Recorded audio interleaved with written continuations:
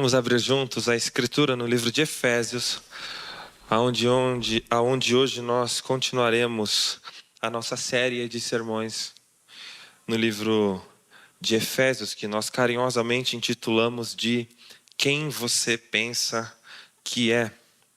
E o apóstolo Paulo divide esta epístola, como lhe é de costume, em duas partes. A primeira parte, Paulo escreve as razões teológicas através das quais nós podemos discernir quem nós somos em Cristo. E na segunda parte, de forma mais prática, uma doutrina mais aplicada, agora ele diz como nós devemos nos comportar. E hoje nós chegamos a este importante trecho da Escritura Sagrada. E eu gostaria de sugerir que os irmãos mantivessem a Escritura aberta, pois ao decorrer da exposição nós iremos consultá-la mais algumas vezes. Efésios 5, 18, diz assim, a palavra de Deus: E não se embriaguem com vinho, pois isso leva à devassidão. Mas deixem-se encher do Espírito, falando entre vós com salmos, hinos e cânticos espirituais, cantando e louvando com o coração ao Senhor, dando sempre graças a Deus por tudo, em nome de Jesus Cristo, nosso Senhor.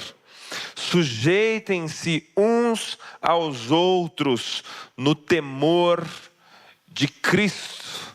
Até aqui a palavra de Deus. Meus irmãos, nós estamos nessa jornada estudando juntos o livro de Efésios. E a partir do capítulo 4, no versículo 17, o apóstolo Paulo usa uma imagem para transicionar essas duas partes do livro. Nós aprendemos quem nós somos e a partir de agora como nós devemos agir e como nós devemos nos comportar a partir de quem nós somos. E o capítulo 4, no versículo 17, Paulo utiliza a imagem de se despir, alguém que está tirando uma roupa, mas não está se mantendo nu, ele está tirando uma roupa e está colocando uma outra roupa. Logo, a imagem utilizada por Paulo é se despir do velho homem e se vestir do novo homem. E a partir de então, Paulo começa de forma muito prática a dizer-nos como isso deve se dar numa aplicação bem pragmática para as nossas vidas. E ele faz isso através de contrastes. Afinal de contas, ele está falando que nós precisamos abandonar determinadas práticas e adotar novas posturas. Não basta apenas deixar de pecar, mas agora nós também somos convidados na nova condição a termos novas práticas condizentes e coerentes com aquilo que nós somos ou com a nova condição do nosso coração. Paulo faz isso através de 8 contrastes que nos é apresentado aqui a partir do versículo 17 do capítulo 4. E o primeiro contraste aparece lá no versículo 25 do capítulo 4, quando ele diz assim: vocês não devem falar mentira, mas somente a verdade. É um contraste, não é apenas não mentir, como uma exaltação da verdade. Ele diz, vocês não devem, o segundo contraste no versículo 28, vocês devem parar de roubar. Mas não é apenas parar de roubar, e agora vem um imperativo com aspecto positivo. Ele diz, antes vocês precisam trabalhar, pois este é o modo ordinário pelo qual Deus vai sustentar cada um de nós. No versículo 29 aparece um terceiro contraste. Ele diz assim, que na antiga vida nós falávamos palavras torpes, palavrões, maldições promulgadas com a nossa própria voz. Mas agora nós devemos não apenas deixar de falar palavras torpes, mas utilizar a nossa voz e a nossa boca para palavras de edificação, palavras que vão corroborar e colaborar para o crescimento dos outros irmãos. O quarto contraste está no versículo 31 do capítulo 4, quando ele diz assim, não sejam amargurados, rancorosos, não sejam birrentos, pirracentos, brigões. Antes, tira essa roupa velha, mas não é ficar nu, coloca uma roupa nova. Antes, sejam bondosos, ativos no sentido de serem generosos, proativos no sentido de, e intencionais no sentido de sempre estender um coração amistoso em direção aos outros. Bom, ele continua com mais um contraste, o quinto: não usem gracejos imorais, isso já no capítulo 5, no versículo 4. Antes que a boca de vocês seja de palavras de gratidão. Ora, o que ele diz é que os cristãos não devem sequer contar piadas imorais. E quantas vezes, e nós já expusemos esse trecho aqui, quantas vezes estamos numa roda de amigos e acabamos brincando com coisas que são nocivas, perniciosas à nossa espiritualidade, pois são imoralidades. E aí o texto diz que não apenas nós devemos abandonar isso, mas o contraste está em nós utilizarmos apenas palavras de gratidão. Nós temos um sexto contraste no versículo 11, no capítulo 5, quando ele diz assim: não sejam cúmplices das obras da carne. Mas não apenas não ser cúmplice das obras das trevas, mas nós também devemos reprová-las publicamente. Não é apenas fingir que não viu, como denunciar publicamente e deixar claro que nós não fazemos parte, que nós não apenas não praticamos, mas que nós não fazemos parte das obras das trevas.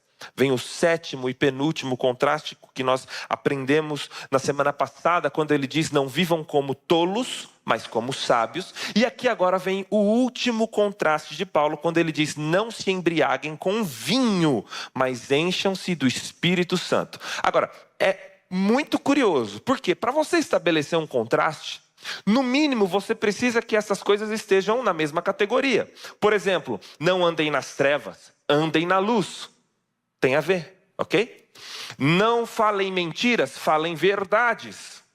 Tem a ver. É o diametralmente oposto. Agora ele diz: não se embriaguem com vinho, mas encham-se do Espírito Santo. O que o Espírito Santo tem a ver com bebida alcoólica? É sobre isso que nós vamos falar hoje. Paulo, ele utiliza esse contraste que para nós ele pode parecer aparentemente esquisito, mas nós precisamos entender qual é o argumento do apóstolo Paulo. Veja, ele começa nos dizendo que nós não devemos nos embriagar com vinho, mas nós devemos nos encher, ou seja, nós devemos ser entorpecidos, embriagados pelo Espírito Santo. E veja que essa não é uma linguagem inédita no Novo Testamento. Talvez alguns de vocês se lembram do livro de Atos, no capítulo 2, quando, depois de 50 dias que Jesus ressuscitou e prometera que o seu Santo Espírito viria. De fato, isso aconteceu no famoso episódio de Pentecostes, quando um vento impetuoso tomou conta do cenáculo, línguas como de fogo pousaram sobre 120 discípulos de Jesus que estavam ali aguardando com ansiedade a descida do Espírito Santo. E alguns cogitaram, inclusive, que estes homens galileus estivessem bêbados. Ora, como que alguém pode chegar a essa conclusão? Por mais sutil que seja, deve haver alguma aparência, deve haver alguma semelhança. E agora, novamente, Paulo faz essa comparação. Em contraste, obviamente, uma coisa não tem nada a ver com a outra, mas ele quer nos dizer algo.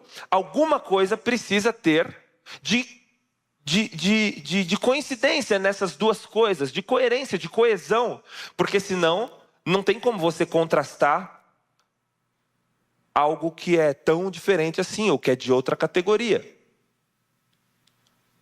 O que Paulo está querendo nos dizer é que quando uma pessoa está possuída pelo vinho, quando ela está entorpecida pelas bebidas alcoólicas, e aqui nós poderíamos colocar qualquer tipo de entorpecente, ela perde o controle de quem ela é. A ideia de que ela está usando um dispositivo externo a ela, que está entrando dentro dela, está modificando o seu comportamento. É muito comum que pessoas que estejam bêbadas, elas comecem a falar coisas que elas não falariam no seu estado natural, elas começam a reagir de forma que ela não reagiria no seu estado natural, elas começam a ter uma coragem que elas não teriam de uma forma normal.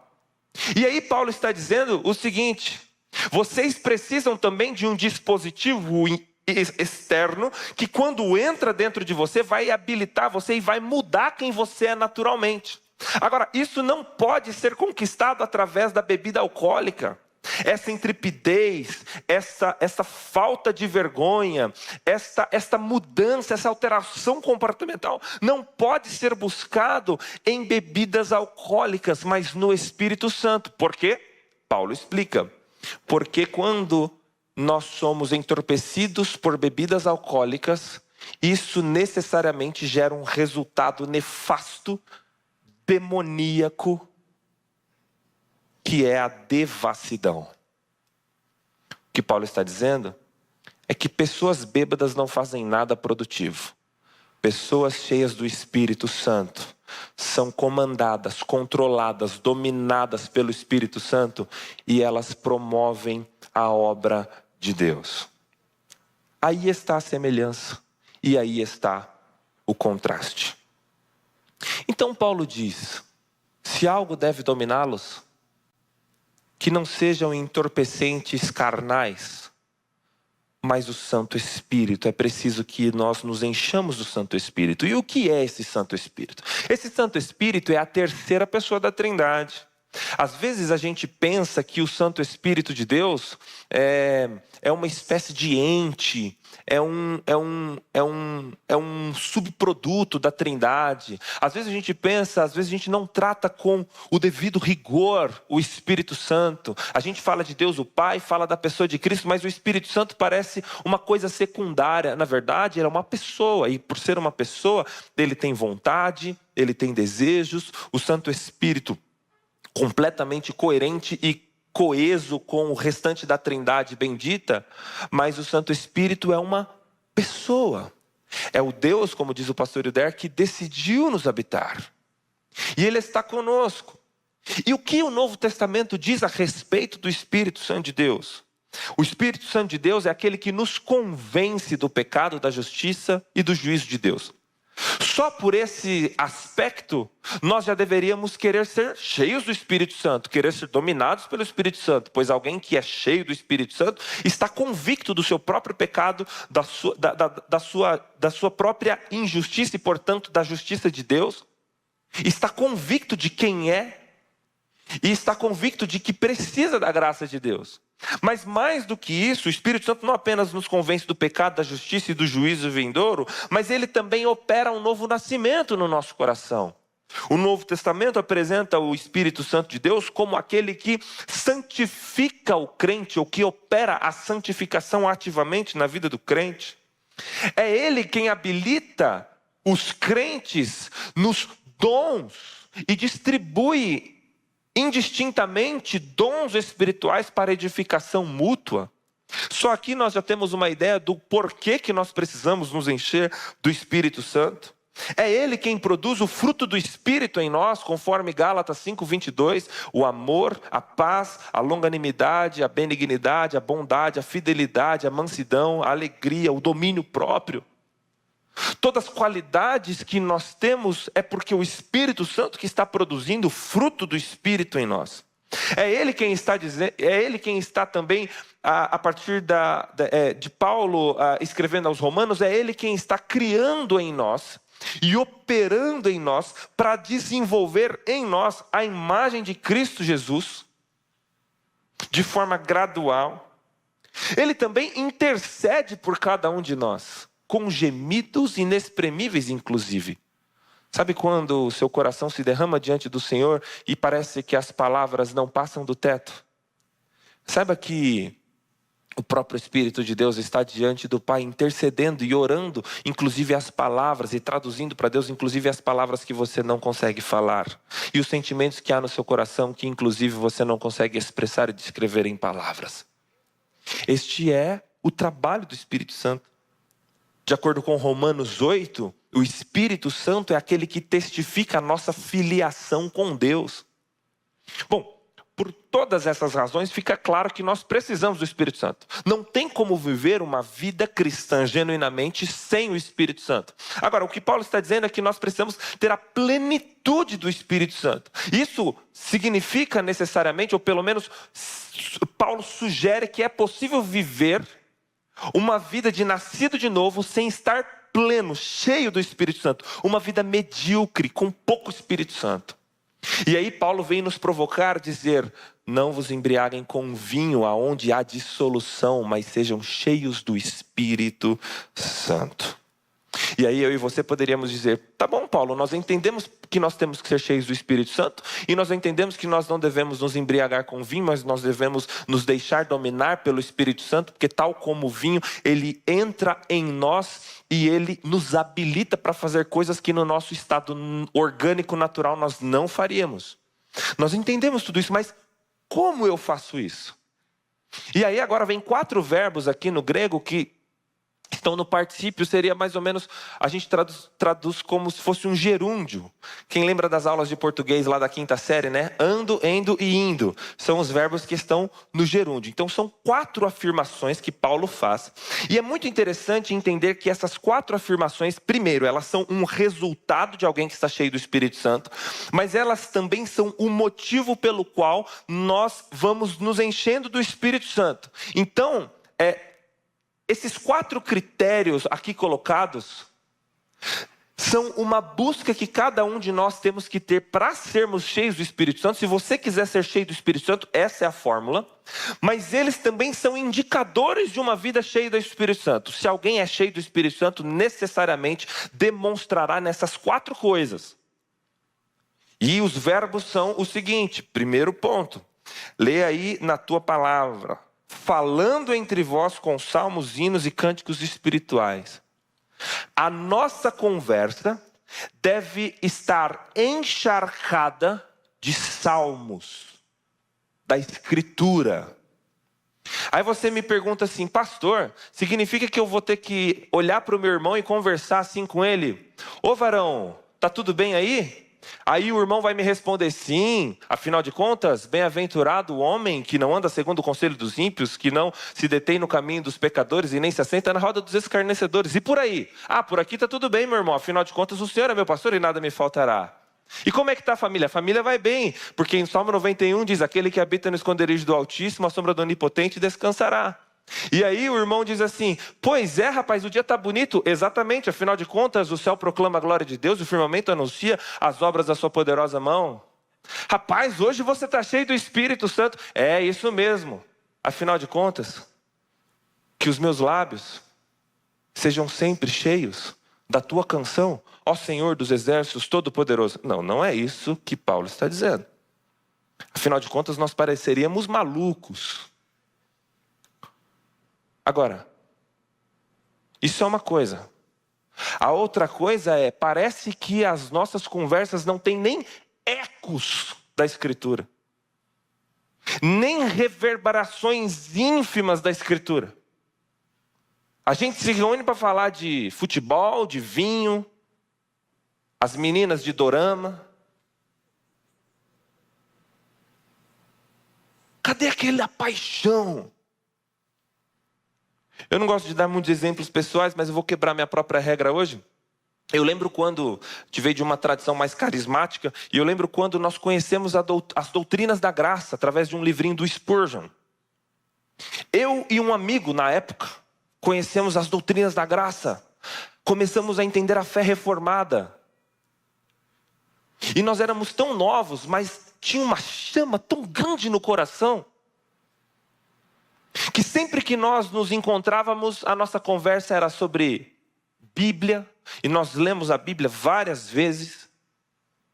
Nós falávamos sobre John Piper, sobre Paul Washer, sobre Carson, sobre os livros, sobre Augusto Nicodemos, teologia. Era só isso o dia inteiro. Algumas pessoas até que eram nossos amigos também não aguentaram de tão chato que nós éramos. E eu reconheço todos os excessos que nós cometemos naquela época. Mas às vezes parece que as nossas conversas não têm nem ecos da Escritura. E veja que o texto está dizendo de um contexto comunitário. Você quer ser cheio do Espírito Santo? Não adianta você entrar dentro do seu quarto, fechar sua porta, ficar 40 dias de jejum, pedindo para Deus encher você do Espírito Santo. Isso pode até acontecer, mas não é a forma ordinária. A forma ordinária como Paulo estabelece aqui para que nós sejamos cheios do Espírito Santo é falando entre vós. Eu preciso do outro para ser cheio do Espírito Santo. Está pressuposto aqui uma vida, um paradigma de comunidade. Uma espiritualidade comunitária. A gente é cheio do Espírito Santo junto, não é sozinho. Falando entre nós com salmos, cânticos espirituais. Essa é a primeira coisa, falando entre vós. Uma experiência horizontal de diálogos a partir do Evangelho, amizades em torno do Evangelho. Pergunte-se a si mesmo, quais são as conversas que eu tenho com os amigos que tenho? Nós nos sentamos à mesa para conversar sobre teologia, sobre Bíblia, a fervor? Se sim, a Espírito Santo. Se não, talvez nós só estejamos nos assentando para nos embriagar com vinho mesmo. Em segundo lugar, aparece um próximo verbo aqui, que é cantando e louvando com o coração ao Senhor. Meus irmãos, às vezes nós menosprezamos o valor das canções.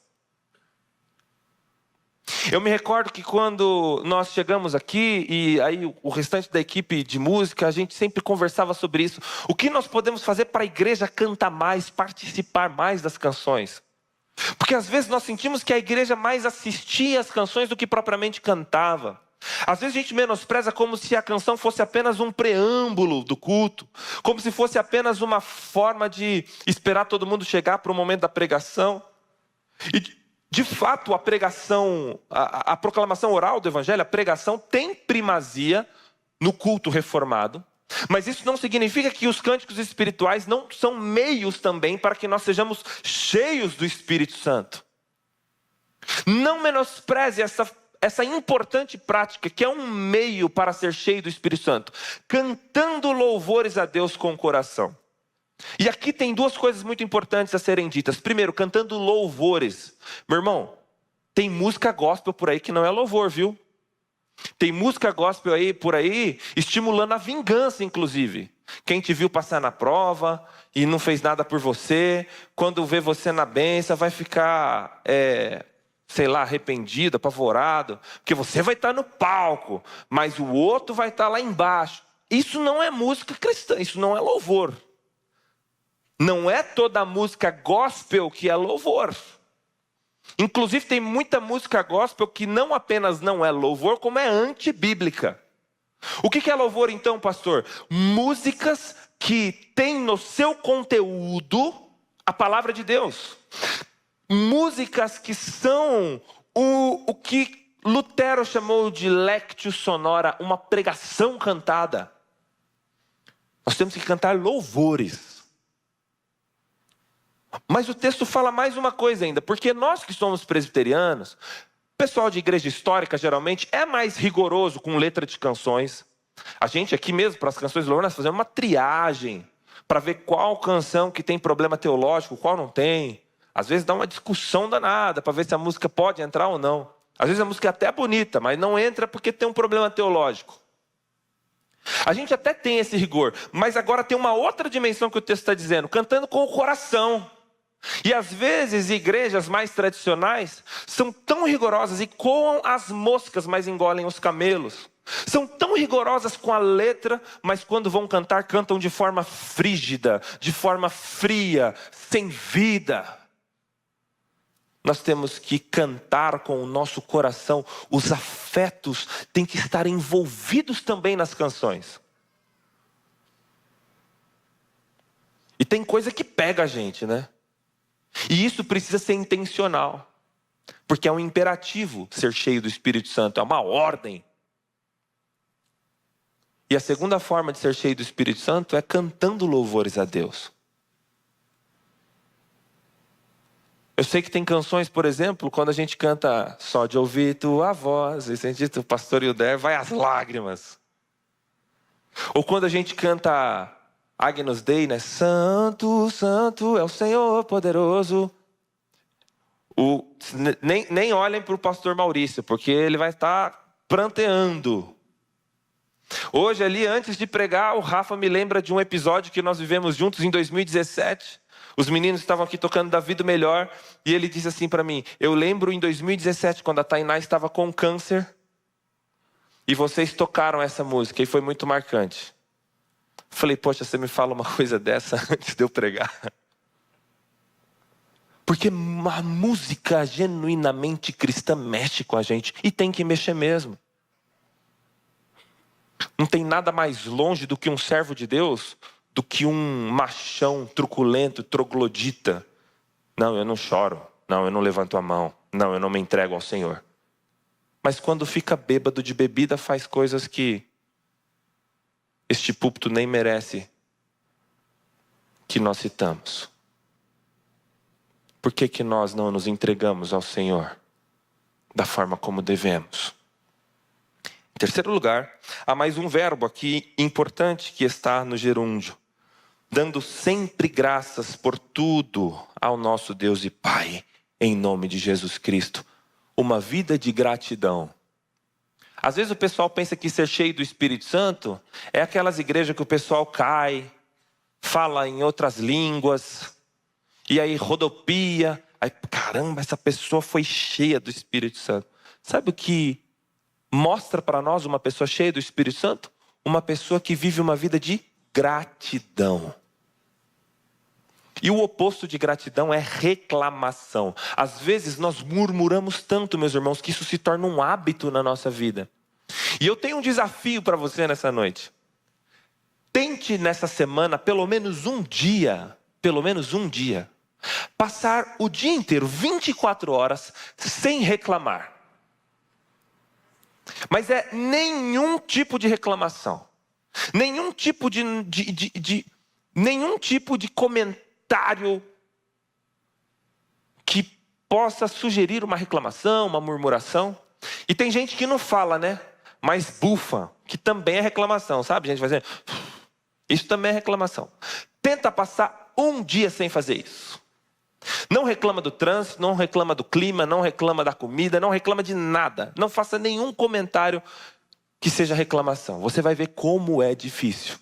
Mas é assim que a gente fica cheio do Espírito Santo. Ao contrário da reclamação, tira a reclamação do lugar e coloca a gratidão no lugar. Você vai perceber que você tem muitos maiores motivos para agradecer do que para reclamar. Quando você for reclamar do trânsito, se lembre que você só está reclamando do trânsito porque tu tem carro. Porque tu teve dinheiro para colocar gasolina. Porque tu entrou no subsolo do seu prédio ou na sua garagem e não precisou pegar chuva e entrou dentro do seu carro. E não foi como o Siena, que eu e a Tainá tinha, que ela ia dirigindo na subida e eu ia empurrando atrás. Ou então eu ia dirigindo na marginal quando estava chovendo e ela tinha que colocar a mão na chuva do lado de fora para passar uma flanelinha laranja para a gente poder enxergar. Você pode ligar o seu ar-condicionado e o seu carro sequer vai embaçar o vidro. Então quando você encontrar um motivo para reclamar, você vai encontrar inúmeros para agradecer. E assim você começa a ser cheio do Espírito Santo. E Paulo diz mais, e aqui tem um quarto verbo muito importante. Sujeitando-se uns aos outros no temor de Cristo. O quarto resultado de uma vida cheia do Espírito Santo, que também retroalimenta para você ser mais cheio do Espírito Santo, e ele é um resultado, mas também é um motivo pelo qual a gente fica cheio do Espírito Santo, é o nosso relacionamento interpessoal. A partir da próxima semana, nós aprenderemos o que significa isso, porque é como se Paulo dissesse assim, sujeitando-se uns aos outros no temor de Cristo. Ele abriu uma pasta no computador e agora ele vai falar de 3 coisas. A relação conjugal, de homem para mulher, quais são os deveres e responsabilidades, e de mulher para homem. Depois ele vai falar de pais para filhos e de filhos para pais. E depois ele vai falar de senhores, de empregadores para empregados e de empregados para empregadores. Na próxima semana você venha que você vai entender melhor o que significa sujeitar uns aos outros. Mas aqui Paulo já faz uma espécie de introdução, mostrando que isso é um resultado prático de pessoas que são cheias do Espírito Santo, sujeitando-se uns aos outros. É curioso que no texto subsequente a gente tem um trecho bem polêmico, porque o texto fala que as mulheres devem sujeitar-se aos maridos. E aí as feministas de plantão ficam doidas. Como assim? Eu vou me sujeitar, eu vou me submeter, aquela coisa toda. Mas antes de dizer que a mulher tem que se sujeitar ao marido, o texto diz que nós devemos, todos nós, nos sujeitarmos uns aos outros. E aí ele começa a explicar como que o homem se sujeita à mulher, estando disposto a protegê-la até a morte, inclusive, dando a sua vida no lugar da esposa. E como que a mulher se sujeita ao homem? Se submetendo a ele, porque ele é o cabeça, ele é quem toma as decisões da família. Como que um homem se sujeita a seu filho? Não provocando o seu filho. Como que um filho se sujeita ao seu pai? Obedecendo e honrando, porque este é um mandamento com promessa. Como que o empregador se sujeita ao seu empregado? Como que o empregado se sujeita ao seu empregador? E Paulo vai explicar como que isso acontece de forma detalhada e minuciosa, isso no próximo sermão. Então você não perca, por favor. Mas aqui Paulo já diz que este é um resultado de uma vida cheia do Espírito Santo. O que Paulo está dizendo é que uma pessoa cheia do Espírito Santo, ela não é um cara super espiritual na igreja, que quando ele pega o microfone para falar, ele muda a sua voz e fala: "Oh Senhor, glória a Deus", a fim de que todas as pessoas olhem para ele e dizem assim: "Meu Deus, esse cara é muito espiritual, uau". Ou faz orações longas e bonitas e cheias de versículos bíblicos, citando a Bíblia para Deus. Senhor, como diz a tua palavra. Ora, ser cheio do Espírito Santo não é parecer espiritual. O que Paulo diz é que uma pessoa cheia do Espírito Santo, ela demonstra isso nas suas relações interpessoais. Tá bom, você disse que é cheio do Espírito Santo, então me diz como que você trata os seus empregados. Me diz como tu trata a tua esposa.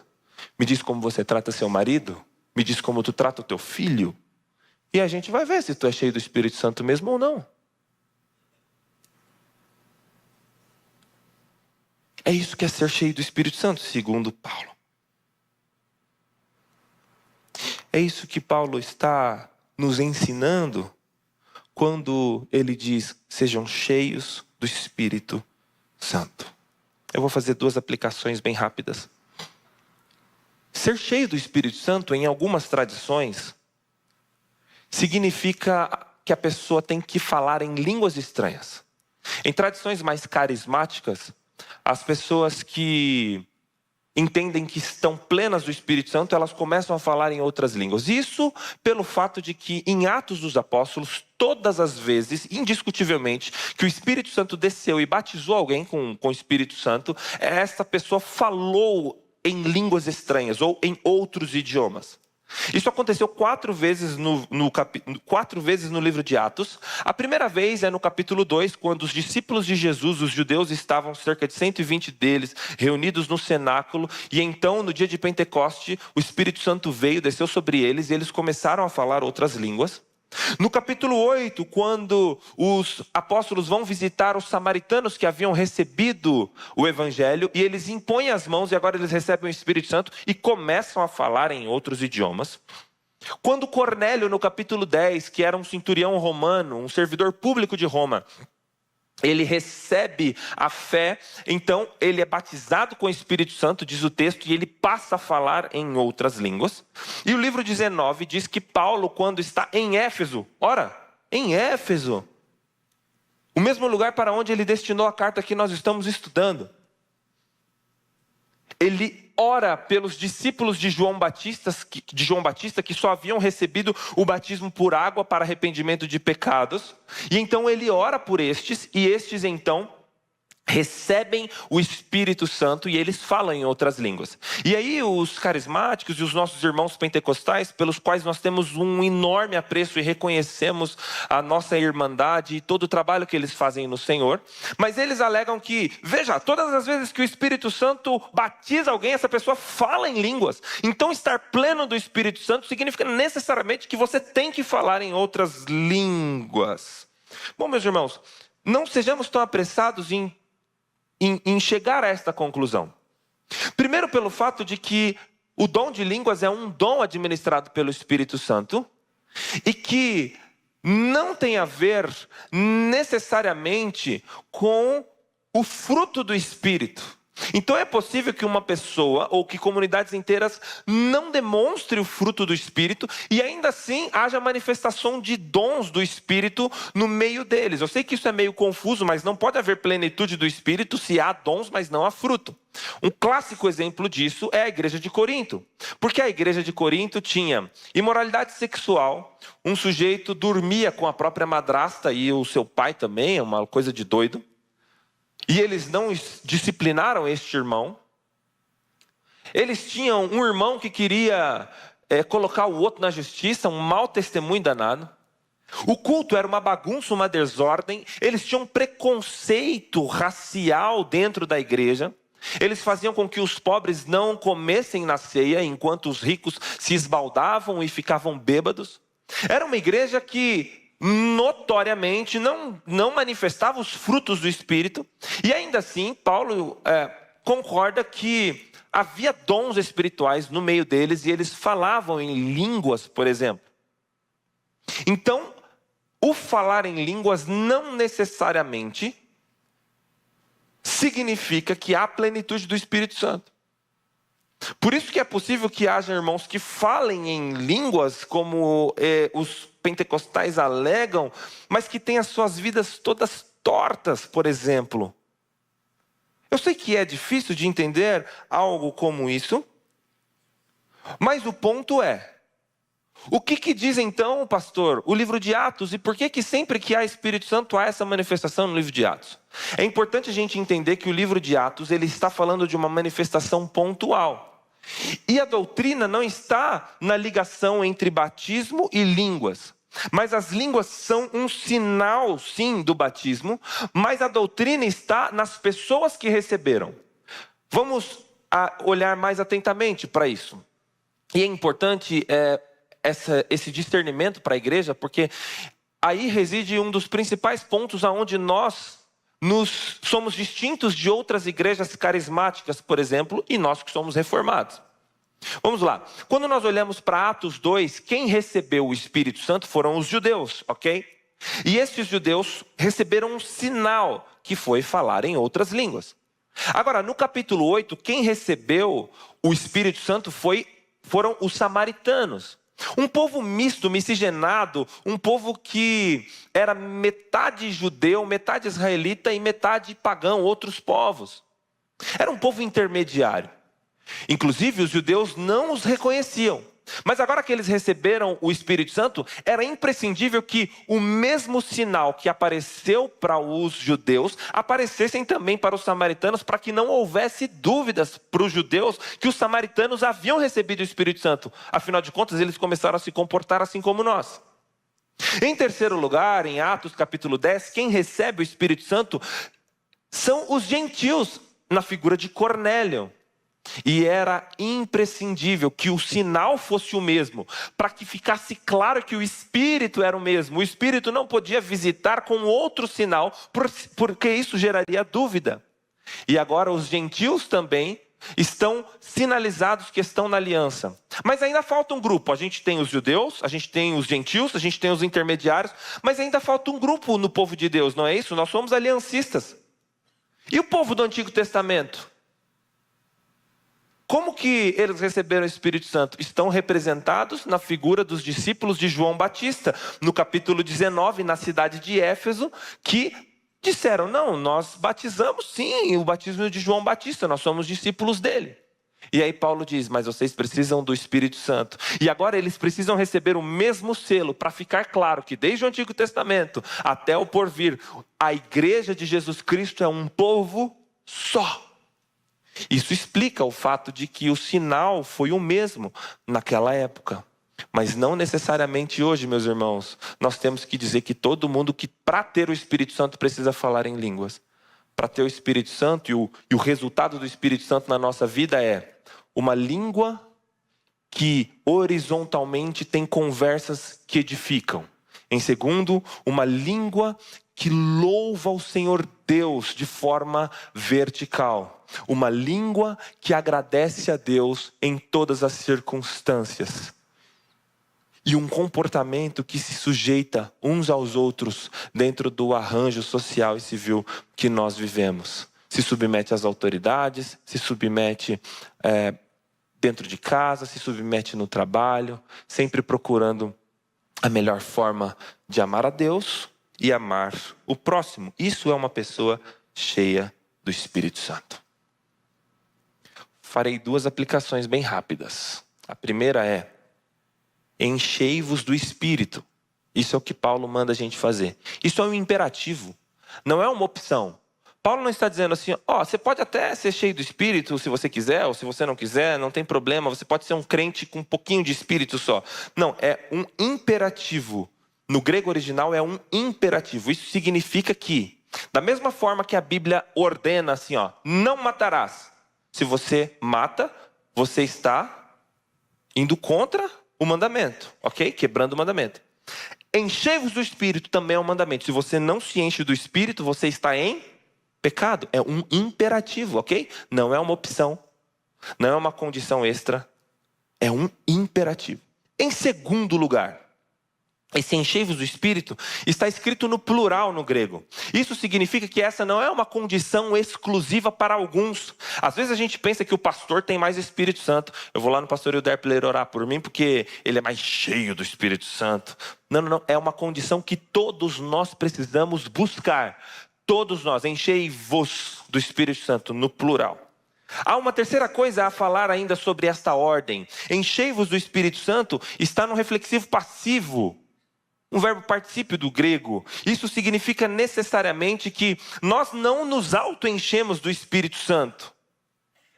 Mas nós buscamos o Espírito Santo que nos enche. Então o que diz respeito a nós é a busca pelo Espírito Santo. Mas quem nos enche é o Espírito Santo. Isso é muito importante. Porque nós temos pastores televisivos que dizem assim, vem aqui que eu vou orar por você e você vai ser cheio do Espírito Santo. Não é uma coisa que nós podemos fazer.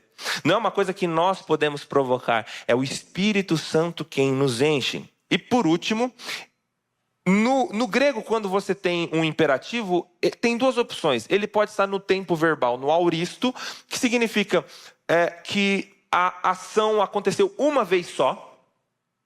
Por exemplo, quando Jesus manda lá encher as talhas, aquele verbo está no auristo. Ele diz, vai lá e enche as talhas. Ou seja, eles iam lá colocar água dentro da talha uma vez só e encheu. Agora, quando o verbo está no presente contínuo, significa que é uma ação que precisa repetir com recorrência. Esta mensagem aqui, enchei-vos do Espírito, ele está num tempo verbal no grego que significa que nós precisamos nos encher do Espírito recorrentemente, todo dia. Você encheu-se do Espírito ontem, foi o suficiente para ontem. Tem que se encher do Espírito hoje, tem que se encher do Espírito amanhã, tem que se encher do Espírito depois de amanhã. E isso fica provado para nós com esse próprio texto. Deixa eu lhes explicar melhor. Se você ler o livro de Atos, capítulo 19, você vai ver que a plantação dessa igreja em Éfeso foi fruto de um grande avivamento. Teve mago que se converteu, teve briga, o pessoal quase matou Paulo. E aí Paulo, é a única vez na escritura que diz que Paulo fez sinais extraordinários.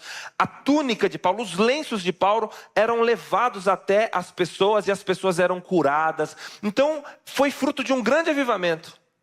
Aí passa 3 anos, Paulo escreve uma carta e diz assim para eles, encham-se do Espírito. Ora, alguém poderia alegar, Paulo, mas a nossa igreja é uma igreja que nasceu num contexto de avivamento. A nossa igreja é uma igreja que ela foi fundada por Simonton.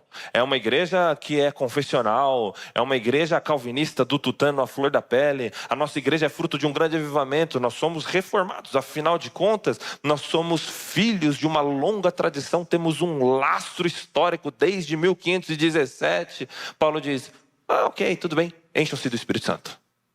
O que Paulo está dizendo para aquela igreja é que, a despeito do fato de que há 3 anos atrás houve um grande mover do Espírito, o mover do Espírito foi bom para aqueles dias. Hoje precisa continuar enchendo do Espírito Santo. Este verbo, esse imperativo, ele está num tempo de presente contínuo. Todo dia você precisa se encher do Espírito Santo. E em segundo lugar, a minha aplicação é, e vocês me desculpem o tom, mas eu não poderia perder a oportunidade de dizer o que, na verdade, de ecoar com a minha flácida voz, o que a imponente voz do apóstolo Paulo nos disse nesse texto, quando ele diz, não vos embriagueis com vinho. Isso é sério, meus irmãos. E aqui em tom bem pastoral, e eu peço que os irmãos recebam de coração aberto essa admoestação. Afinal de contas, o livro de Provérbios diz que se você corrige um sábio, você o faz mais sábio ainda. Mas se você corrige um tolo, você faz um inimigo. Então, por favor, não seja tolo e não me faça seu inimigo, mas ouça com o coração aberto essa severa admoestação. Há um movimento na igreja reformada brasileira de crescimento. É inegável que a igreja reformada e a tradição reformada ganhou muitos adeptos ao longo dos últimos anos. Por conta da nossa qualidade de conteúdo teológico na internet, principalmente com grandes homens de Deus que nós temos por aí pregando a teologia reformada na internet. E as igrejas históricas como a nossa receberam muitas pessoas que vieram de outros contextos. E aí a minha impressão, meus irmãos, é que estas pessoas que vieram de outros contextos, unido às pessoas que estavam dentro desse contexto e que já não eram tão firmes na fé, a minha impressão é de que essas pessoas pensam assim, enquanto eu estava debaixo de um jugo, onde o crente era conhecido por não beber, não fumar. Agora que na igreja tradicional isso não é um problema, e de fato, biblicamente, não há ninguém que possa, a partir do relato bíblico, proibir o consumo moderado de bebida alcoólica.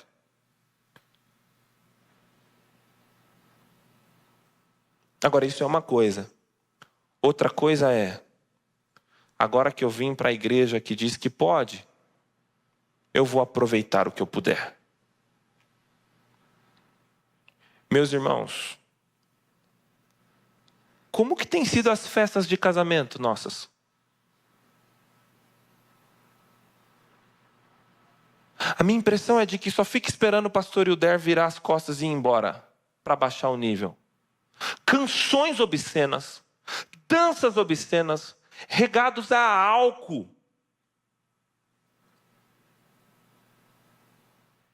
Ora, os irmãos me conhecem, sabem que eu estou falando aqui não é legalismo nem moralismo.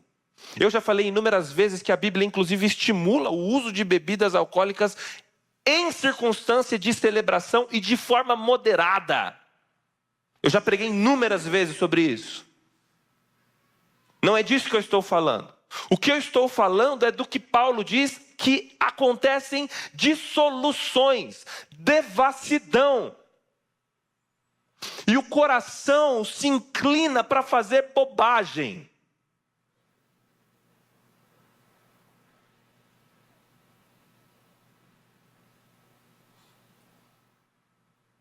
Ora, o povo de Deus deveria ser conhecido pelo povo temente a Deus, que conhece da Escritura.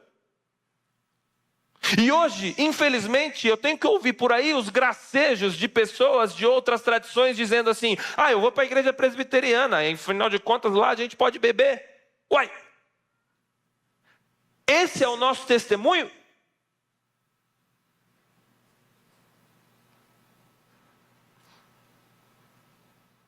E aí a gente tem irmão postando na internet, hoje tem, com o frigobar cheio. Tem o quê? E aí, infelizmente, nós estamos começando a receber relatos de irmãos escandalizados. Pastor, eu fui lá no grupo pequeno, mas se for para ser daquele jeito lá, eu acho melhor eu não ir. E mais uma vez, meus irmãos, vocês me conhecem. Vocês conhecem a doutrina da igreja.